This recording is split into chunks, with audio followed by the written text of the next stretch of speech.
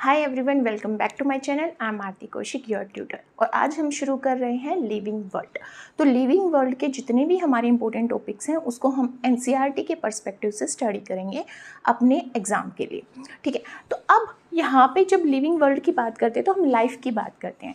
Life क्या है? एक ऐसी, हम बोल सकते हैं कि एक ऐसी स्टेट जिसके अंदर बायोकेमिकल रिएक्शंस होती हैं जो कुछ डिफरेंट करैक्टरिस्टिक शो करती है। जैसे हम कह सकते हैं कि रिप्रोडक्शन, कॉन्शियसनेस, मेटाबॉलिज्म, और मैं कह सकती हूँ कि ग्रोथ। बट इन करैक्टरिस्टिक्स में भी हम कई बार कंफ्यूज हो जाते हैं। कुछ लिविंग बींग्स भी ये करैक्टरिस्टिक्स शो करते हैं।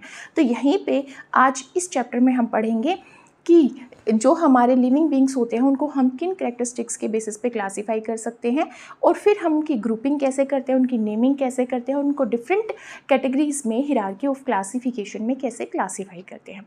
तो बिना देर किए स्टार्ट करते हैं लिविंग वर्ल्ड को। तो यहाँ पे हम सबसे पहले लाइफ के बारे में बताते हैं। तो लाइफ क्या है? एक ऐसी स्टेट जिसमें बायोकेमिकल रिएक्शंस हो रही हैं। ठीक है। सेकंड आता है लाइफ स्पेन। लाइफ स्पेन क्या है? एक ऑर्गेनिज्म ने थ्रू आउट द लाइफ अपनी डेथ से पहले जो टाइम पीरियड कवर किया है वो उसका क्या होता है? लाइफ स्पेन होता है। ठीक है। डिफरेंट ऑर्गेनिज्म का डिफरेंट लाइफ स्पेन होता है, डिफरेंट सेल का डिफरेंट लाइफ स्पेन होता है। जैसे मैं रेड ब्लड सेल्स की बात करूँ तो 120 डेज तक ही वो सर्वाइव कर सकती हैं। वाइट ब्लड सेल की बात करूँ तो 4 to 5 डेज या मैक्सिमम 1 वीक तक वो सर्वाइव कर सकती हैं। ह्यूमन लाइफ की बात करें तो पहले होती थी 100 ईयर्स, बट अब 60-70 एवरेज मान के चलते हैं हम कि ह्यूमन की लाइफ है। उसी तरह अगर हम दूसरे ऑर्गेनिजम्स की बात करें तो उनका लाइफ स्पेन अलग होता है। तो हम यहाँ पे बात करेंगे कुछ करैक्टरिस्टिक्स के बारे में जो डिफाइन करते हैं कि कोई ऑर्गेनिज्म लिविंग है या नॉन लिविंग है। तो सबसे पहला जो करैक्टर आता है वो आता है ग्रोथ। ग्रोथ कैसे हो सकती है? ग्रोथ का मतलब है कि कोई ऑर्गेनिज्म या तो अपने नंबर ऑफ सेल्स को ग्रो कर लेता है, कि किसी ऑर्गेनिज्म में नंबर ऑफ सेल्स बढ़ गई हैं। जैसे अगर मैं अपनी ग्रोथ की बात करूँ तो मेरी बॉडी में ग्रोथ क्या होगी कि मेरी बॉडी की नंबर ऑफ सेल्स बढ़ जाएंगी तो मैं फैटी हो जाऊंगी। नंबर ऑफ सेल्स कम हो गई, मेरी ग्रोथ कम हो गई। मैं एक मैच्योर इंडिविजुअल हूँ, मैं एक एडल्ट हूँ जिसमें मेरे अंदर ना तो बोन ग्रोथ हो सकती है, मेरे हेयर ग्रो कर रहे हैं मतलब यहाँ पे सेल मल्टीप्लाई करी वो ग्रो कर गए, मेरे नेल्स ग्रो कर रहे हैं मतलब यहाँ पे सेल डिवीजन की वजह से ग्रो करे हैं। तो नंबर ऑफ सेल्स मेरी सेल के अंदर बढ़ेंगी या मास बढ़ेगा सेल का, या कह सकती हूँ साइटोप्लाज्म बढ़ सकता है सेल का। तो नंबर ऑफ सेल्स बढ़ सकती हैं, सेल मास बढ़ सकता है, कह सकते हैं हम कि साइटोप्लाज्म इंक्रीज हो सकता है। यही हमारा क्या होता है? डिफाइनिंग कैरेक्टर ग्रोथ का। तो लिविंग ऑर्गेनिज्म में ग्रोथ होती है डिवीजन के थ्रू, जिसको हम बोलते हैं सेल डिवीजन। अब हमारी बॉडी में जो सेल डिवीजन है वो 2 प्रोसेस से होता है। एक होता है माइटोसिस, एक होता है म्यूसिस। जो हमारी सोमेटिक सेल्स होती हैं वो माइटोसिस डिवीजन से डिवाइड करती हैं। जैसे मैं रेड ब्लड सेल्स की बात करूं, वाइट ब्लड सेल्स की बात करूं, तो ये कैसे फॉर्म होती है? माइटोटिक डिवीजन से फॉर्म होती है, जो कि इक्वेशनल डिवीजन होता है, जिसमें एक parent cell 2 daughter cells form करती है। अगर पेरेंट सेल डिप्लॉयड है तो डॉटर सेल्स भी डिप्लॉयड होती है, अगर पेरेंट सेल हैप्लॉयड है तो डॉटर सेल्स भी हैप्लॉयड होती हैं। दूसरा होता है म्यूसिस, जिसको हम रिडक्शनल डिवीजन बोलते हैं, जिसमें एक पेरेंट म्यूसिस 1 और म्यूसिस 2 के थ्रू 4 डॉटर सेल्स फॉर्म करता है।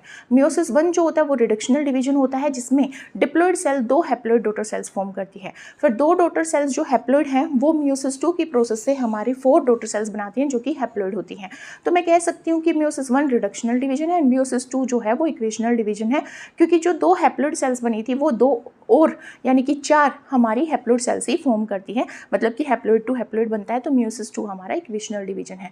तो मैं क्या कह सकती हूँ कि mitosis meiosis is the process of cell division. Meiosis हमेशा हमारी डिप्लॉयड सेल्स यानी कि जर्म सेल्स या रिप्रोडक्टिव सेल्स के अंदर होता है, बट जो माइटोसिस होता है वो हमारा सोमेटिक सेल्स के अंदर होता है। तो माइटोसिस एंड म्यूसिस के थ्रू, सेल डिवीजन के थ्रू हमारे जो लिविंग ऑर्गेनिज्म है वो क्या करते हैं? अपनी ग्रोथ शो करते हैं। ठीक है। अब जो ये ग्रोथ है ये हमारे नॉन लिविंग बींग्स में भी होती है। नॉन लिविंग बींग्स जैसे कि गार्बेज की हीप। अब आप दिल्ली में देखते हो एक पहाड़ है कूड़े का, है ना, वो बढ़ता जाता है। क्यों बढ़ता जाता है? मैं उस पर डिपॉजिट करती जाती हूँ कूड़ा, गार्बेज, तो वो बढ़ता जाता है। माउंटेन्स हर साल कुछ इंच बढ़ते जाते हैं। ठीक है। तो वो क्या हो रहा है? उनकी भी ग्रोथ हो रही है। तो नॉन लिविंग बींग्स भी क्या शो करते हैं? ग्रोथ शो करते हैं। अगर मैं मास के पर्सपेक्टिव में देख रही हूँ, किसके पर्सपेक्टिव में देख रही हूँ? मास के। जैसे मैं बोल रही हूँ कि मैंने यहाँ पे पेबल्स का ढेर लगा दिया है ना, छोटे छोटे पत्थरों का ढेर लगा दिया, मैं लगा रही हूँ, तो मास इंक्रीज हो रहा है यानी कि ग्रोथ हो रही है। तो growth can not be the defining characteristics of living beings. अब मैं बात करती हूँ रिप्रोडक्शन की। रिप्रोडक्शन का मतलब क्या होता है? अपने जैसे ही यंग वंस को फॉर्म करना, विच हैव आइडेंटिकल जीनोम और we can say which have identical DNA copy of us. अगर मान लो मेरा कोई इंडिविजुअल है, मैं रिप्रोडक्शन करूँगी तो जो मेरी डॉटर सेल होगी वो क्या होगी? मेरी डीएनए की कॉपी होगी, है ना, और वो आइडेंटिकल होगी, उसके फीचर्स मेरे जैसे ही होंगे। तो रिप्रोडक्शन के थ्रू ऑर्गेनिज्म अपनी प्रोजेनी को बढ़ाते हैं, अपने लीनेज को बढ़ाते हैं, ठीक है। एक जनरेशन टू नेक्स्ट जनरेशन बनती है, next generation to third generation बनती है, जिसको मैं लीनीज बोलती हूँ। तो इस सेल का भी लीनीज होता है, ऑर्गेनिज्म का भी लीनीज होता है, जिसकी वजह से हम कॉन्टिन्यूटी ऑफ लाइफ को मेंटेन कर पाते हैं। अगर किसी स्पीसीज के अंदर रिप्रोडक्शन नहीं होगा, बहुत कम इंडिविजुअल्स होंगे, तो एट द एंड उनकी डेथ हो जाएगी और उनकी स्पीसीज आगे कंटिन्यू नहीं हो पाएगी। So for continuity of life reproduction is essential. But कुछ हमारे लिविंग ऑर्गेनिजम्स होते हैं, जैसे मैं अमीबा की बात करूं, अमीबा की बात करूं तो अमीबा के अंदर ग्रोथ और रिप्रोडक्शन दोनों ही सिनोनिमस क्या हैं? फिनोमिनन है। जैसे अगर अमीबा हमारी बाइनरी फिजन के थ्रू क्या करती है? डिवाइड करती है। बैक्टीरिया भी बाइनरी फिजन के थ्रू डिवाइड करता है। और यूनिसेलुलर अगर मैं एल्गी की बात करूं, जैसे क्लाइमाइडोमोनास, वो भी बाइनरी फिजन के थ्रू हमारी डिवाइड करती है, यानी कि रिप्रोडक्शन शो करती है।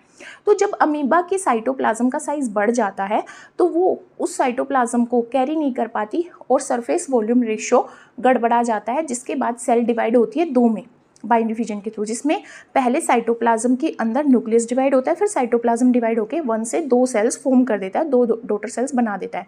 ऐसी ही प्रोसेस हमारी किस में होगी? बैक्टीरिया के अंदर होगी। तो यहाँ पे ग्रोथ भी सेम है, क्योंकि मैं कह रही हूँ कि अगर मेरी बॉडी में ग्रोथ हो रही हो तो सेल डिवाइड होकर 2 सेल बना रही है, यानी कि नंबर ऑफ सेल्स बढ़ रहा है। तो अगर मैं यूनिसेलुलर ऑर्गेनिजम्स की बात कर रही हूँ, अमीबा की, बैक्टीरिया की, या यूनिसेलुलर एल्गी की बात कर रही हूँ, वहाँ पे डिवीजन और ग्रोथ सिनोनिमस हो जाते हैं। मतलब आई कैन नॉट डिफरेंशिएट, है ना, कि ग्रोथ हुई या रिप्रोडक्शन हुआ, क्योंकि वहाँ पे भी तो नंबर ऑफ सेल्स बढ़ रही हैं। दो यूनिसेलुलर्स में हम इस प्रोसेस को रिप्रोडक्शन में काउंट करते हैं, ग्रोथ में काउंट नहीं करते।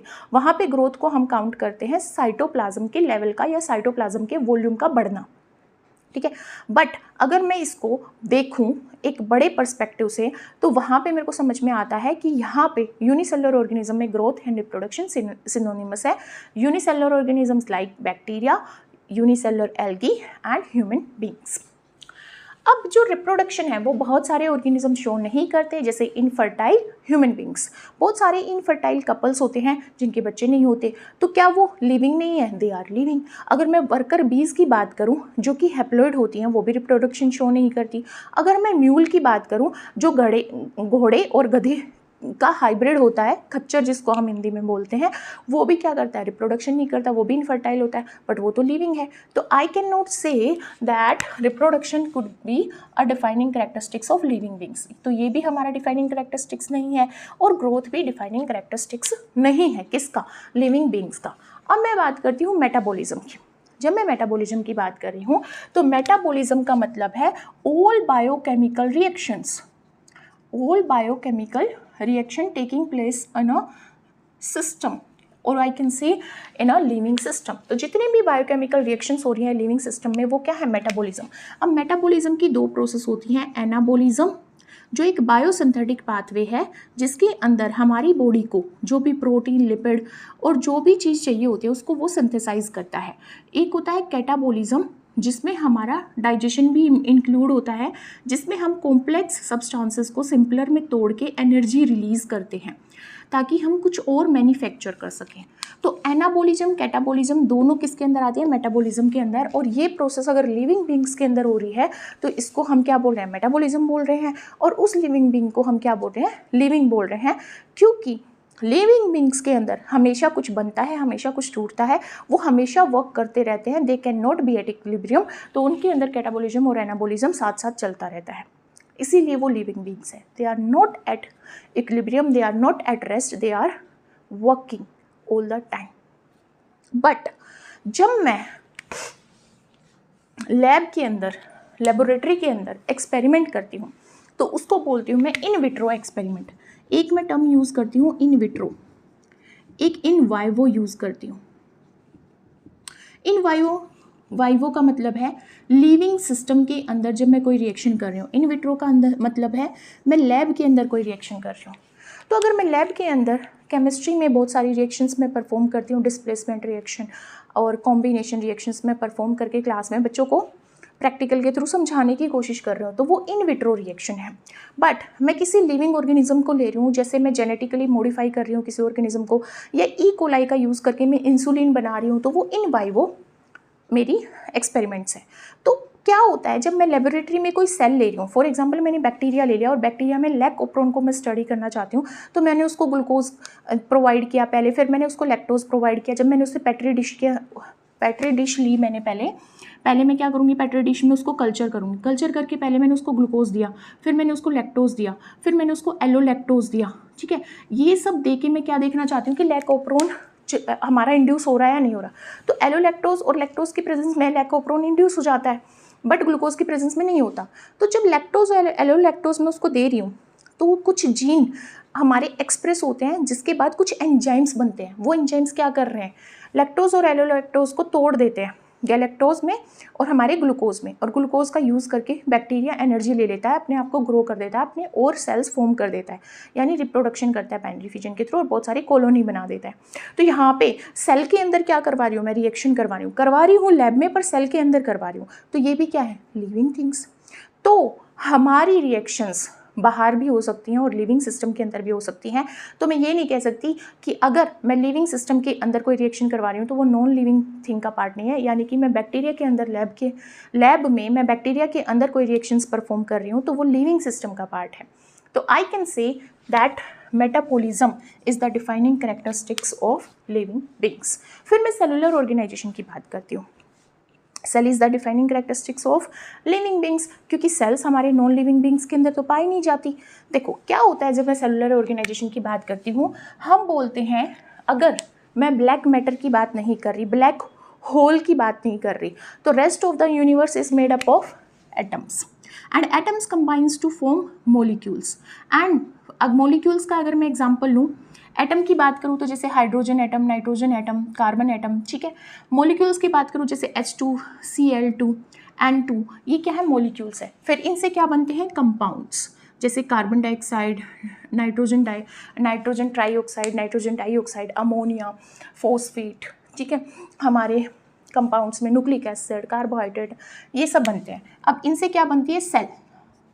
ठीक है, सेल बनती है जिसके अंदर एक न्यूक्लियस होता है। अगर न्यूक्लियस नहीं होता, अगर मैं बैक्टीरिया प्रोकैरियोट की बात कर रही हूँ तो उसमें उसका जेनेटिक मटेरियल होता है आरएनए या डीएनए की फॉर्म में, जो कि एक कंपाउंड है, बायो कंपाउंड है। ठीक है, अब सेल बनती है, सेल जुड़ के क्या बनाती है, टिश्यू, और टिश्यू जुड़ के बनाते हैं ऑर्गन, ऑर्गन जुड़ के बनाते हैं ऑर्गन सिस्टम। तो ये क्या है, सेलुलर ऑर्गेनाइजेशन है कि सेल कैसे ऑर्गेनाइज हो रही है। तो I can say that cellular organisation is the universal characteristics of living beings. So cellular organisation can be the characteristics of living beings. Fifth characteristics है कॉन्शियसनेस। मैं कॉन्शियस हूँ, यानी कि मैं अवेयर हूँ। मेरे इन्वायरमेंट में कोई भी चेंज हो सकता है, टेम्परेचर की फॉर्म में, पीएच की फॉर्म में, ह्यूमिडिटी की फॉर्म में, रेन की फॉर्म में, वाटर की फॉर्म में, किसी भी फॉर्म में कोई चेंज हो सकता है इन्वायरमेंट में, जिसको मैं स्टिमुलस बोलती हूँ। वो स्टिमुलस मेरे को अफेक्ट करता है। अगर उस स्टिमुलस के अगेंस्ट मैं रिस्पॉन्ड कर रही हूँ इन एनी वे, तो वो क्या है, मेरा कॉन्शियसनेस। तो लिविंग बीइंग्स कॉन्शियस होते हैं। अगर मैं अमीबा या बैक्टीरिया को किसी मीडियम में रख रही हूँ तो वो भी उसके अगेंस्ट रिस्पॉन्स शो करता है, या तो ग्रोथ नहीं करता है या ग्रोथ करता है, या मूवमेंट शो करके भी वो रिस्पॉन्स शो कर रहा है। तो वो क्या है, कॉन्शियसनेस। तो जितने भी लिविंग बीइंग्स हैं वो कॉन्शियस होते हैं, but highly conscious living being में कौन आते हैं, हम, human beings. So consciousness could be the defining characteristics of living beings. अब हम बात करते हैं स्पीसीज की। स्पीसीज का जो कंसेप्ट है वो अर्नेस्ट मेयर ने दिया था। हमारी स्पीसीज होती क्या है, मैं कह सकती हूँ number of individuals, number of similar individuals. Similar किस रिस्पेक्ट में हो सकते हैं, एनाटॉमिकल सिमिलर हो सकते हैं, फिजियोलॉजिकली सिमिलर हो सकते हैं। एनाटॉमिकली फिजिकल होने का मतलब है अगर मैं अपनी एनाटॉमिकल स्टडी करूँ तो मैं अपने ऑर्गन्स की, टिश्यू की स्टडी करूँगी, हिस्टोलॉजी। ठीक है, या फिर मैं अपनी बोन की स्टडी करूँगी, मैं अपनी एनाटॉमिकल करैक्टरिस्टिक्स की स्टडी करूँगी या मैं अपने मोर्फोलॉजिकल करैक्टरिस्टिक्स की स्टडी करूँगी, मैं दिखती कैसे हूँ, मेरी हाइट कैसी है, मेरी ग्रोथ कैसे हो रही है, ठीक है। तो मोर्फोलॉजिकल और एनाटॉमिकल करैक्टर्स जिन इंडिविजुअल्स में सिमिलर होते हैं और वो इंडिविजुअल्स अगर इंटरब्रीडिंग कर रहे हैं, मतलब एक दूसरे के साथ मेटिंग कर रहे हैं और फर्टाइल ऑफस्प्रिंग प्रोड्यूस कर रहे हैं, तो वो एक सिंगल स्पीसीज के अंदर इंक्लूड किए जाते हैं। व्हाट आई कैन से, all the individuals who are, or I can say all the individuals which are similar morphologically and anatomically, and they can interbreed with each other or they can mate with each other to produce fertile offspring are known as species।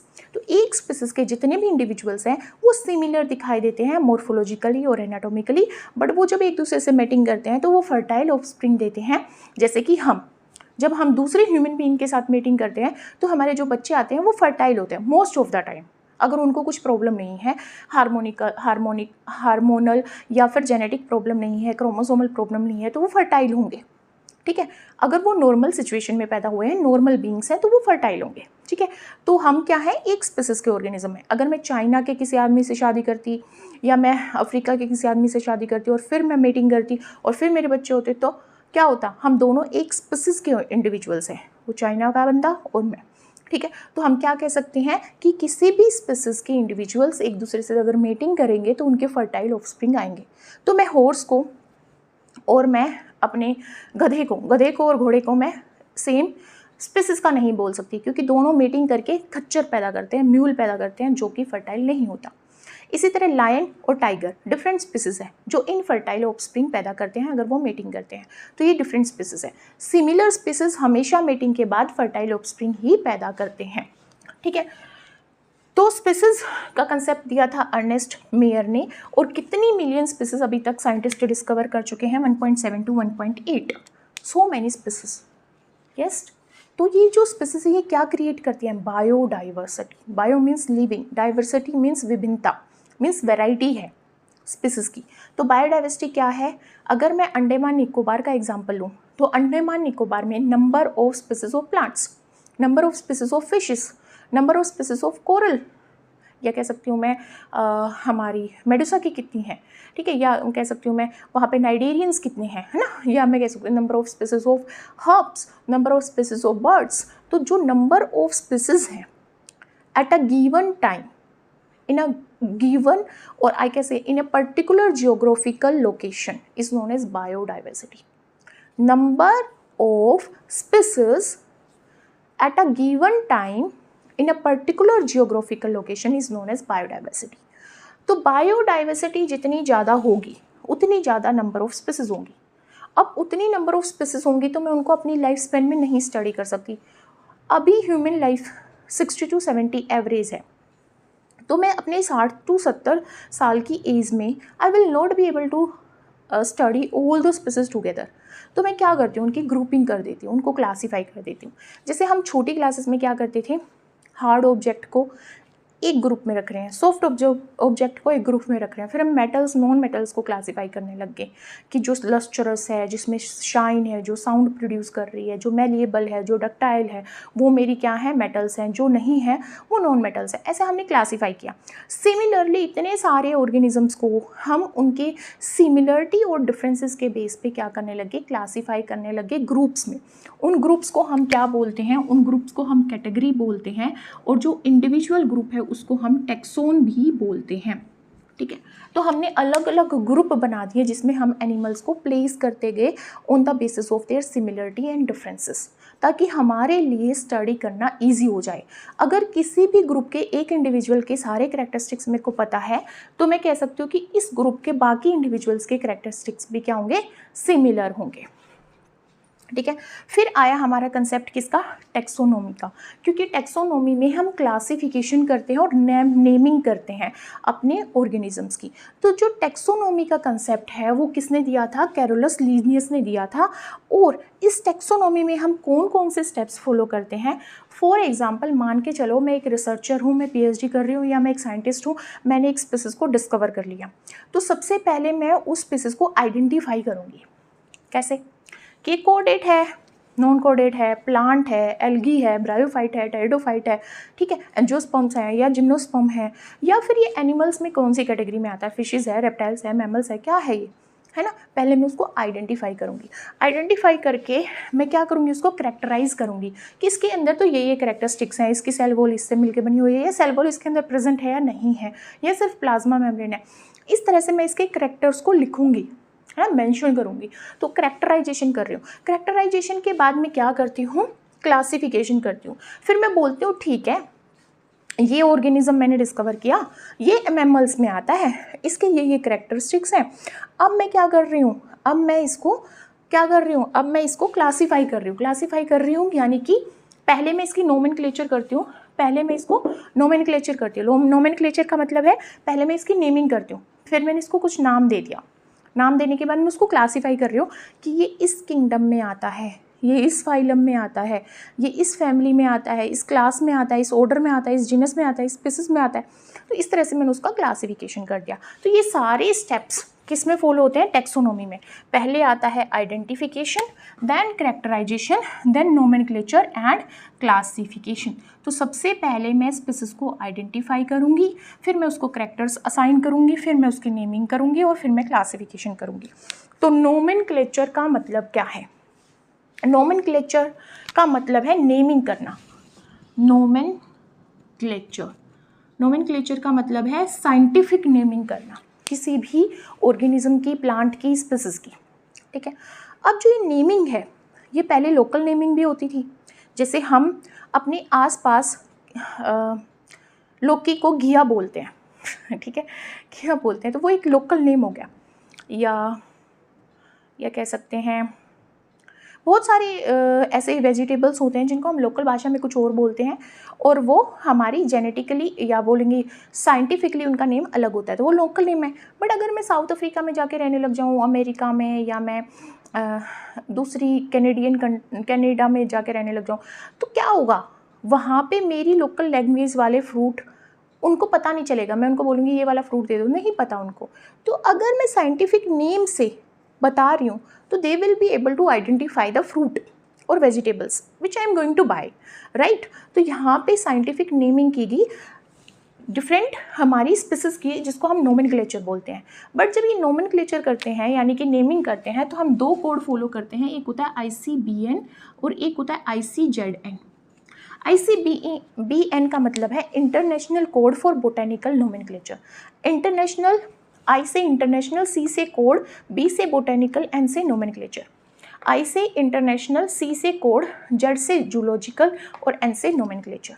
तो international code for botanical nomenclature हमें rules बताता है plants और plant species की naming की, और international code for zoological nomenclature हमें वो रूल देता है जिसमें हम अपने एनिमल्स की नेमिंग करेंगे, ठीक है। तो नोमेनक्लेचर क्या है, जिसमें हम नेमिंग करते हैं, किसके बेसिस पे, या तो ICBN के या ICZN के बेसिस पे, ठीक है। अब सिस्टमेटिक्स की बात करते हैं। सिस्टमेटिक्स एक लैटिन वर्ड से आया है, एक वर्ड था लैटिन भाषा में सिस्टमा, जिसका मतलब था सिस्टमेटिक अरेंजमेंट ऑफ ऑर्गेनिजम्स। उस वर्ड से हमने सिस्टमेटिक्स लिया है, और सिस्टमेटिक्स का जिक्र कैरोलस लिनियस ने अपनी बुक सिस्टमा नेचुरा के अंदर किया है। अपनी बुक सिस्टमा नेचुरा के अंदर उन्होंने इसका जिक्र किया है। तो सिस्टमेटिक्स क्या है, सिस्टमेटिक्स में हमारी टेक्सोनोमी भी आती है, प्लस इसमें फाइलोजेनी भी आती है। हम दो कंसेप्ट यहाँ पे पढ़ते हैं, ओनकोजेनी, फाइलोजेनी। ओनकोजेनी क्या, life history of an organism. Phylogeny evolutionary history of an organism.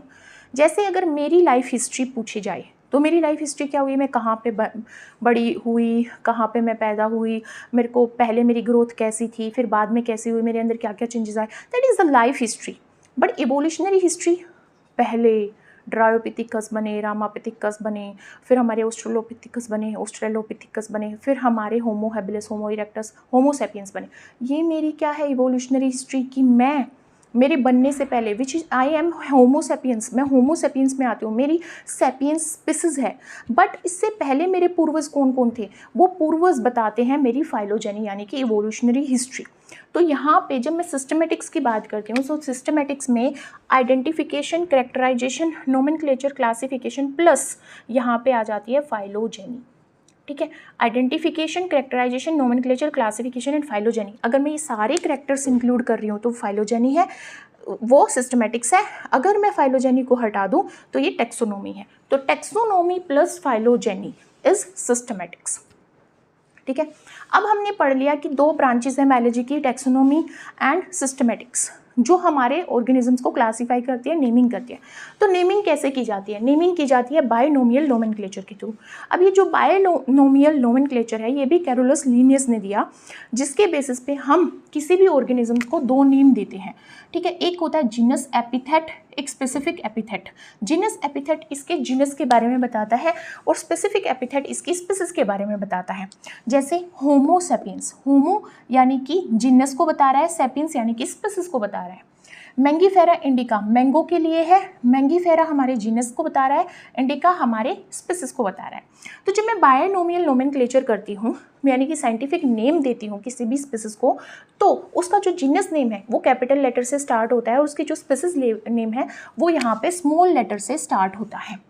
ठीक है। अगर मैं उनको हैंड रिटन कर रही हूँ तो मैं उनको सेपरेटली अंडरलाइन करूँगी, अगर उनको टाइप कर रही हूँ तो वो इटैलिक में होंगे, थोड़े टेढ़े लिखे जाएंगे। ठीक है। और वो लैटिन भाषा का यूज़ करेंगे। लैटिन भाषा का क्यों यूज़ कर रहे हैं? क्योंकि लैटिन एक डेड लैंग्वेज है। अगर मैं इंग्लिश का यूज़ क्यों नहीं कर रही? इंग्लिश का यूज़ इसलिए नहीं कर रही, एक तो बहुत सारी कंट्रीज़ में इंग्लिश नहीं है, बट लैटिन भी नहीं है ना। इंग्लिश में मैं पहले कलर को ऐसे लिखती थी, अब मैं कलर को ऐसे लिखती हूँ। पहले मैं पैरामीशियम को ऐसे लिखती थी, ठीक है, अब मैं पैरामीशियम को लिखती हूँ ऐसे। ठीक है। तो यहाँ पे ओ गायब हो गया, यहाँ पे भी ओ गायब हो गया, यानी कि इंग्लिश मॉडिफाई होती रहती है। ये लाइव लैंग्वेज है, डेड लैंग्वेज में कोई मॉडिफिकेशन नहीं होती। तो लैटिन लैंग्वेज में इसीलिए हम साइंटिफिक नेमिंग करते हैं। ठीक है। तो ये लैटिन भाषा में होते हैं और ये कैपिटल में होता है, स्मॉल लेटर में होता है, हैंड रिटन है तो ये अंडरलाइन किए जाएंगे, अगर टाइप किए गए तो इटैलिक्स में होंगे।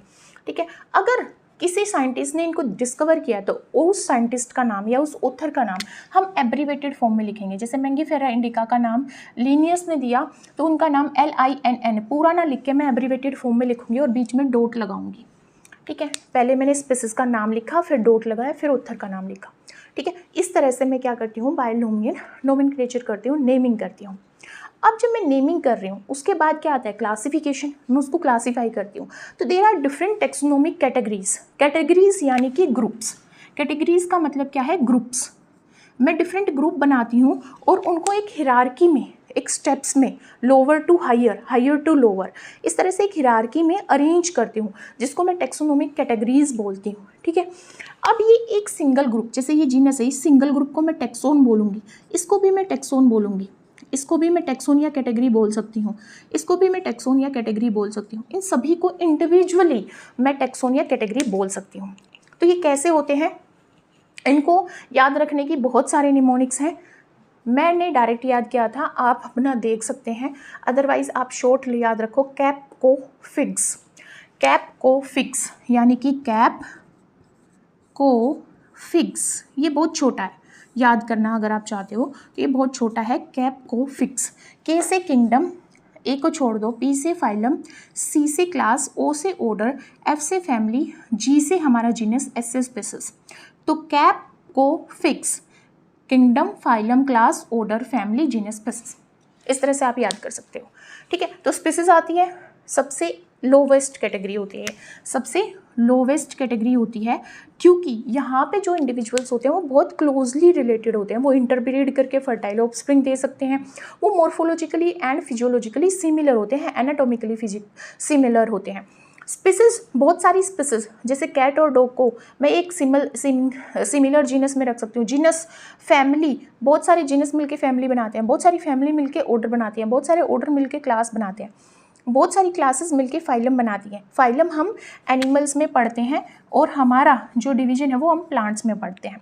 बहुत सारे फाइलम एंड डिवीजन मिलके किंगडम बनाते हैं, जैसे प्लांट किंगडम, एनिमल किंगडम। फिर हमारे डोमेन्स बनते हैं, 3 डोमेन्स ऑफ लाइफ जो कार्ल वॉइस ने दिए थे। फिर हमारी लाइफ आती है, मतलब लाइफ को हमने डोमेन में क्लासीफाई किया, फिर किंगडम्स में क्लासीफाई किया। अगर हम NCERT को फॉलो करें तो हम सिर्फ किंगडम तक यहाँ पे स्टडी करेंगे। तो अगर मैं स्पीसीज की बात करूँ, जो लोवेस्ट कैटेगरी है जैसे मैंने सोलानम ट्यूबरोसम लिखा या सोलानम निग्रम लिखा, तो ये दोनों, सोलानम तो क्या है, जीनस है, दोनों का सेम जीनस है solanum solanum, but tuberosum and nigrum ये डिफरेंट स्पीसीज हैं, ये डिफरेंट स्पीसीज है। ठीक है, ठीक है, ये डिफरेंट स्पीसीज है।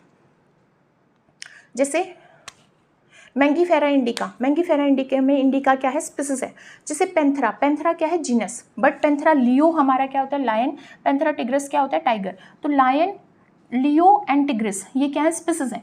लियो जो है वो किसकी स्पीसीज है, लायन की, और टिग्रिस क्या है, हमारी टाइगर की स्पीसीज है। तो ये डिफरेंट स्पीसीज हैं, जो ये अलग स्पीसीज, ये अलग स्पीसीज है, पर इनको हम कॉमन जीनस के अंदर रख रहे हैं। ठीक है, जैसे होमो सैपियंस की बात करें तो होमो सैपियंस होता है, सबसे पहले आया था होमो हैबिलस जो मैन लाइक थे, फिर होमो हैबिलस के बाद इवोल्व होके होमो इरेक्टस बनते हैं, होमो इरेक्टस के बाद होमो सैपियंस बनते हैं। तो हैबिलस, इरेक्टस एंड सैपियंस ये 3 डिफरेंट स्पीसीज हैं, बट वो होमो के अंदर आते हैं कि सेम जीनस के अंदर आती हैं। ठीक है, अगर मैं जीनस की बात करूँ तो एक जीनस के अंदर डिफरेंट टाइप्स की स्पीसीज हो सकती हैं। जैसे सोलानम है, सोलानम के अंदर पोटैटो भी आता है, टमाटो भी आता है, ब्रिंजल भी आता है। जैसे पेंथरा है, पेंथरा के अंदर लियो भी आता है और टिग्रिस भी आता है, यानी लायन और टाइगर दोनों आते हैं। फेलिस, फेलिस डोमेस्टिकस और फेलिस काउस दोनों ही इसके अंदर आते हैं। मतलब फेलिस यहाँ पे जीनस है, पेंथरा जीनस है और सोलानम जीनस है, जिसके अंदर डिफरेंट स्पीसीज आती हैं। फैमिली की बात करूँ तो फैमिली हमारे बहुत सारे जीनस को कंसिस्ट करती हैं। जैसे सोलानासियाई, जब भी मैं फैमिली लिखूंगी तो नाम के पीछे मैं ई लगाती हूँ, ई लगाती हूँ। जैसे सोलानासियाई, सोलानासियाई क्या है, एक फैमिली है। इस फैमिली के अंदर सिमिलर जीनस आएंगे। जैसे सोलानम में क्या था, पोटैटो, टोमेटो, ब्रिंजल। ठीक है, पेटूनिया भी इसके अंदर आता है, दतूरा भी इसके अंदर आता है। तो एक सिंगल जी जो हमारी फैमिली है सोलानासियाई, उसके अंदर 3 जीनस आ रहे हैं, सोलानम, पेटूनिया और दतूरा, अकॉर्डिंग टू एनसीईआरटी। ठीक है, फेलिडाई की बात करूँ मैं तो फेलिडाई हमारी क्या है, DAE है, तो उसके पीछे क्या है, हमारी वो क्या है, फैमिली है। फैमिली में क्या आ गए, बहुत सारे जीनस आ गए, जैसे पेंथरो और फेलिस, फेलिस कैट का है और पेंथरो लायनो टाइगर का है ना। तो फेलिडी हमारी फैमिली थी जिसके अंदर मोर देन 1 जीनस इंक्लूड किया गया। ऑर्डर की बात करूँ, जैसे पोलीमोनाइल्स हमारा क्या एक ऑर्डर है जिसके अंदर हमारी डिफरेंट फैमिली आती हैं। जैसे कॉर्नवोल्वुआसियाई एंड सोलानासियाई, कॉर्नवोल्वुआसियाई एंड सोलानासियाई, कॉर्नवोल्वुआसियाई एंड सोलानासियाई। ठीक है, इसी तरह देखो हमारा यहाँ पे ऑर्डर है कार्निवोरा, कार्निवोर्स जिसके अंदर आते हैं। इसमें हमारी 2 फैमिली आती है, फेलिडाई जो कैट को इंक्लूड करती है और कैनिडाई जो हमारे डॉग को इंक्लूड करती है। तो कार्निवोरा एक फैमिली है जिसके अंदर फेलिडाई और कैनिडाई 2 फैमिली आती हैं। एक कार्निवोरा ऑर्डर है जिसके अंदर 2 फैमिली आती है, फेलिडी एंड कैनिडी। तो हम क्या कह सकते हैं कि ऑर्डर के अंदर मोर देन 1 फैमिली है, क्लास के अंदर मोर देन 1 ऑर्डर है। जैसे डाइकोटिलीडोनाई, अब डाइकोटिलीडोनाई क्या है हमारी, ये तो क्लास है, ऑर्डर की बात मैं कर चुकी हूँ। ठीक है, क्लास की बात कर रही हूँ, क्लास में क्या है, मोर देन 1 ऑर्डर है। तो डाइकोटिलीडोनाई जो है वो क्या है, क्लास है, इसके अंदर 2 ऑर्डर आते हैं, सेपिंडेल्स और यूट्रिकेल्स। सेपिंडेल्स एंड यूट्रिकेल्स ये 2 क्या हैं, हमारे ऑर्डर हैं जो एक सिंगल क्लास के अंदर आते हैं। मैं मैमेलिया क्लास की बात करती हूँ, तो इसमें प्राइमेटा और कार्निवोरा, प्राइमेटा में जैसे ह्यूमन बींग्स आते हैं, तो प्राइमेटा और कार्निवोरा ये दोनों किसके अंदर आ रहे हैं, मैमेलिया के अंदर आ रहे हैं, जो एक क्लास है। जब मैं फाइलम की बात कर रही हूँ या प्लांट्स के अंदर डिवीजन की बात कर रही हूँ, तो उनके अंदर मोर देन 1 क्लास होगी। जैसे मैं फाइलम कोर्डेटा की बात करूँ एनिमल्स में, तो वहाँ पे एम्फीबिया, रेप्टाइल्स, एव्स, मैमल्स, ये क्या है, ये क्लास को रिप्रेजेंट करते हैं। तो मोर देन 1 क्लास एक ही फाइलम के अंदर, कोर्डेटा के अंदर इंक्लूड की गई है। उसी तरह जो अगर मैं एंजियोस्पर्मिया की बात कर रही हूँ, तो ये भी हमारा क्या है, किसको रिप्रेजेंट करता है, फाइलम को रिप्रेजेंट कर रहा है, डिवीजन को, एक्चुअली ये डिवीजन को रिप्रेजेंट कर रहा है। तो यहाँ पे डाइकोट और मोनोकोट इसमें इंक्लूड किए जाते हैं। फिर किंगडम की बात आती है, किंगडम में जैसे किंगडम प्लांटे, एंजियोस्पर्म और जिम्नोस्पर्म्स इसके अंदर रखे गए हैं 2 डिवीजन।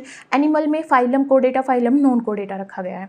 फिर डोमेन आते हैं, archaebacteria and archaebacteria, eukarya, archaebacteria and eubacteria, ये हमारे क्या है, 3 डोमेन हैं जो लाइफ को डिवाइड करते हैं। तो इसको एक एग्जांपल के थ्रू समझे हम डिफरेंट कैटेगरी को। तो फॉर एग्जांपल हमारे पास एक स्पीसीज है टिग्रिस जो रिप्रेजेंट कर रही है टाइगर को। पहले इस स्पीसीज के अंदर सिर्फ टाइगर था, फिर हमने जीनस लिया, जीनस में हमने ले लिया पेंथरा। अब पेंथरा के अंदर टाइगर भी आता है, लायन भी आता है, यानी कि 2 स्पीसीज को ये इंक्लूड कर रहा है, मोर देन 1 स्पीसीज। फैमिली की बात करिए फेलिडाई, फेलिडाई के अंदर क्या आता है, लायन, टाइगर और कैट, यानी कि 3 ऑर्गेनिज्म, यानी कि 3 कैट किसके अंदर आती है, फेलिडा, ठीक है, फेलिडा के अंदर आती है। अगर मैं फेलिस के अंदर आती है, फेलिस इसका क्या है, कैट का हमारा जीनस क्या है, फेलिस, ठीक है, तो फेलिस इसका, और इनका क्या है, पैंथरा, ठीक है, तो पैंथरा एंड फेलिस 2 जीनस यहाँ में मैंने सिंगल फैमिली फेलिडे के अंदर रखा है।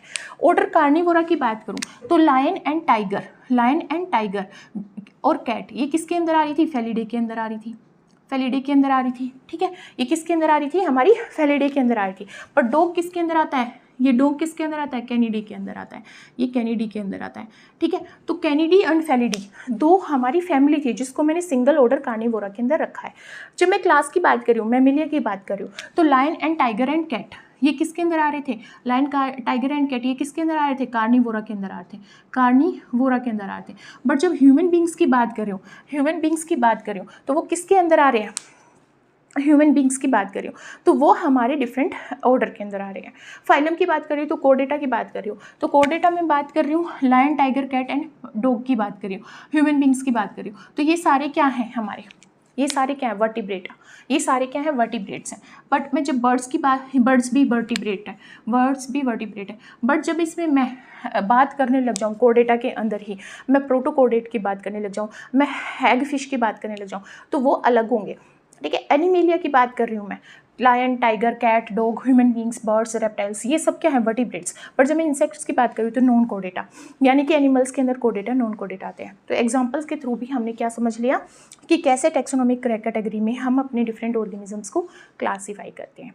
तो इस वन शॉट में हमने बात की है लिविंग वर्ल्ड के बारे में, जिसमें हमने पढ़ा क्या डिफाइनिंग कैरेक्टरिस्टिक्स हैं लिविंग बींग्स के, और हम टैक्सोनॉमी क्या होती है, स्पीसीज क्या है, बायोडाइवर्सिटी क्या है, सिस्टमेटिक्स क्या है, क्लासिफिकेशन में हम जब बायनोमियल नोमेनक्लेचर करते हैं तो वो कैसे करते हैं, और टैक्सोनॉमिक कैटेगरीज क्या हैं विद एग्जांपल। अब हम बात करेंगे नेक्स्ट वीडियो में कुछ साइंटिफिक नेम्स की जो हमारे एग्जाम के लिए इंपॉर्टेंट हो सकते हैं, और फिर हम बात करेंगे अपनी टैक्सोनॉमिक क्या कह सकते हैं, जैसे कीज़ हो गया, बोटानिकल गार्डन हो गए, हर्बेरियम होंगे, उनके बारे में एक शॉर्ट वीडियो में बात करेंगे। तो मिलते हैं नेक्स्ट वीडियो में, तब तक के लिए अपना ध्यान रखिए, अपने परिवार वालों का ध्यान रखिए, और आपको अगर मेरे वीडियो लेक्चर पसंद आते हैं तो लाइक, सब्सक्राइब एंड शेयर करना ना भूलें, because I need your support.